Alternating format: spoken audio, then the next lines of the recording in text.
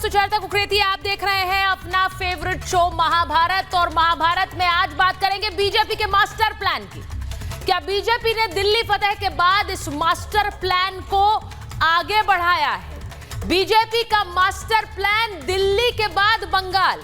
ये मैं क्यों कह रही हूं? क्योंकि दिल्ली में जो एक प्रचंड जीत मिली है, उस जीत के बाद अब पश्चिम बंगाल पर नजरें हैं भारतीय जनता पार्टी की। और दिल्ली में जिस तरह से हिंदू वोटर एकजुट की अपील हुई, और उसके बाद महाराष्ट्र, उससे पहले राजस्थान, उससे पहले मध्य प्रदेश और अब दिल्ली के बाद क्या पश्चिम बंगाल में भी वही खेला होगा जो कि दिल्ली में हुआ, जो महाराष्ट्र में हुआ? ये मैं इसलिए कह रही हूं क्योंकि पश्चिम बंगाल की धरती पर आरएसएस प्रमुख मोहन भागवत पहुंचे और उन्होंने वहां पर कैसे काडर को एक बार फिर से मजबूत करने की बात कह दी। यह भी कह दिया कि पश्चिम बंगाल में काम शुरू कर देना है। इसका मतलब क्या है? दिल्ली में एक प्रचंड जीत हुई और उसके बाद दिल्ली में मुख्यमंत्री बनाने का ऐलान होने वाला है। मुख्यमंत्री कौन होगा, इस चेहरे को लेकर मंथन जारी है। लेकिन इस बीच पश्चिम बंगाल में भी भारतीय जनता पार्टी अपने लिए सरकार बनाती देख रही है। और वो क्यों देख रही है? क्योंकि उन्हें लग रहा है कि जो हमने किया है पिछली बार दिल्ली में, इस बार दिल्ली में, उससे पहले महाराष्ट्र में, उससे पहले राजस्थान में, कि हिंदू वोटर को एकजुट किया और उस हिंदू वोटर ने बढ़ चढ़कर बीजेपी को वोट दिया, वही कमाल अब दिल्ली में हुआ है और वही कमाल अब बंगाल में होगा।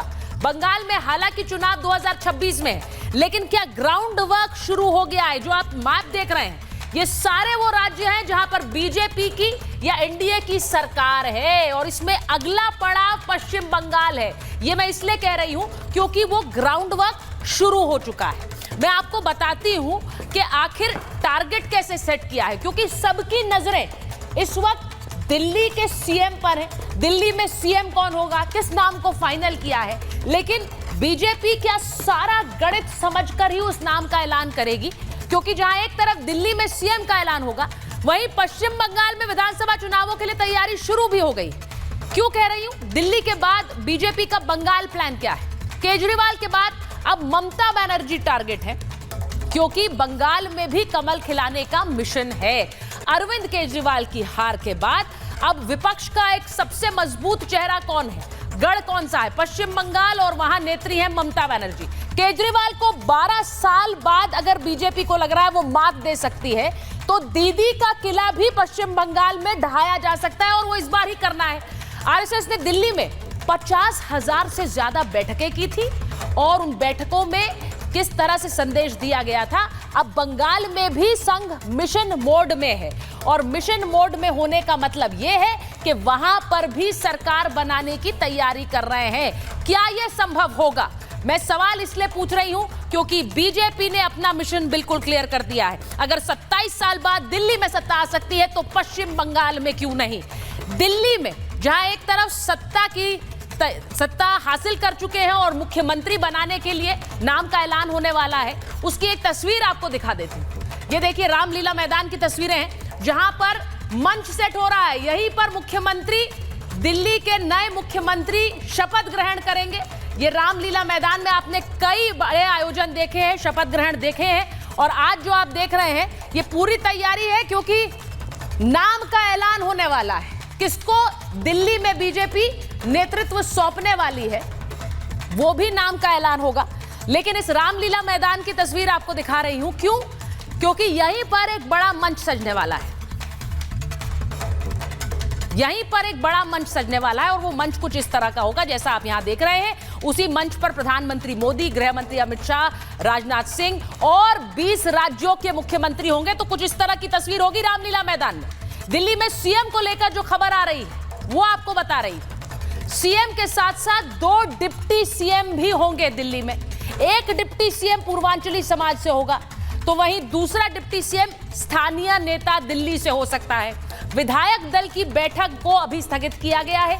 आज होने वाली थी ये विधायक दल की बैठक, अब कब होगी? अब ये 19 फरवरी को होगी और 19 फरवरी को इसमें विधायक दल का नेता चुना जाएगा। 20 फरवरी को दिल्ली में शपथ ग्रहण है जिसमें कुछ तस्वीर इस तरह की होगी। 20 राज्यों के सीएम जो आपने अभी मैप पर देखे, जहां पर बीजेपी एनडीए की सरकार है, सारे मुख्यमंत्री दिल्ली में होंगे उस भव्य आयोजन के लिए।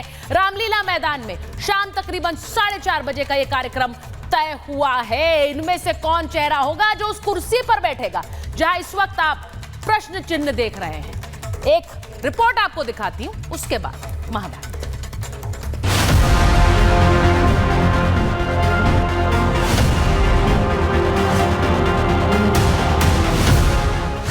लंबी कतार, बस थोड़ा इंतजार।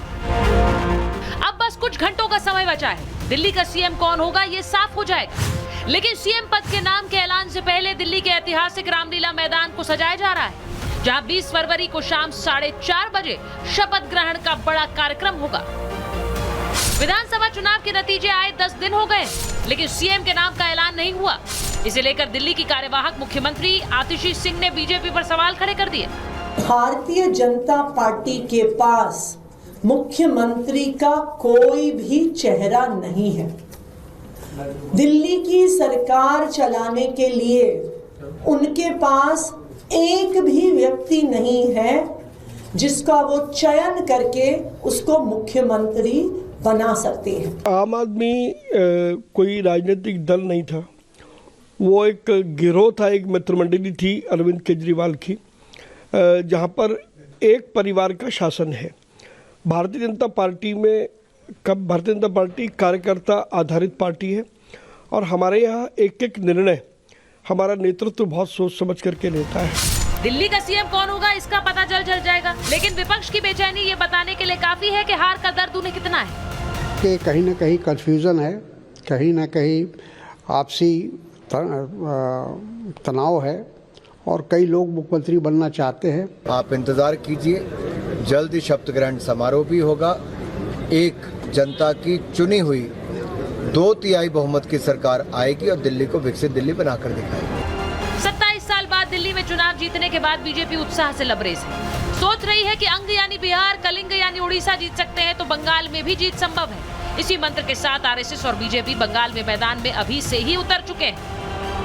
आरएसएस प्रमुख मोहन भागवत पश्चिम बंगाल पहुंचे और हिंदू वोटर को एकजुटता की बात कह दी। पश्चिम बंगाल भाजपा की टारगेट सूची में शुरू से है। आरएसएस ने भी बंगाल को प्राथमिकता सूची में रखकर काम करना शुरू कर दिया है। संघ संपूर्ण हिंदू समाज का संगठन करना चाहता है। हिंदू समाज का संगठन क्यों? क्योंकि इस देश का उत्तरदायी समाज हिंदू समाज है। यही वजह है कि संघ प्रमुख मोहन भागवत ने हिंदू एकजुटता का संदेश बंगाल की धरती से दिया, तो विरोधियों की तरफ से भी पलटवार हुआ। आरएसएस के मुखिया ने आरएसएस की वो नीति सामने रख दी है। आरएसएस हिंदुओं को ही संगठित करना चाहता। नफरत फैलाने का काम तो आप ही कर रहे हैं। क्या कोई जिम्मेदार समाज इस तरीके की नफरत फैलाता है?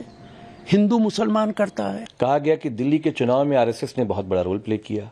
हाँ, भारतीय जनता पार्टी को राजनीति करना हो, इस देश के लोगों के साथ हिंदुओं की भावनाओं से खेलना हो, तो वोट की राजनीति तो आरएसएस कर सकती है। विपक्ष की बौखलाहट इसलिए भी है क्योंकि दिल्ली के चुनाव में आरएसएस ने ग्राउंड पर काम किया, दिल्ली में कमल खिला और अब उन्हें डर है कि कहीं बंगाल में भी दीदी का किला खतरे में ना पड़ जाए।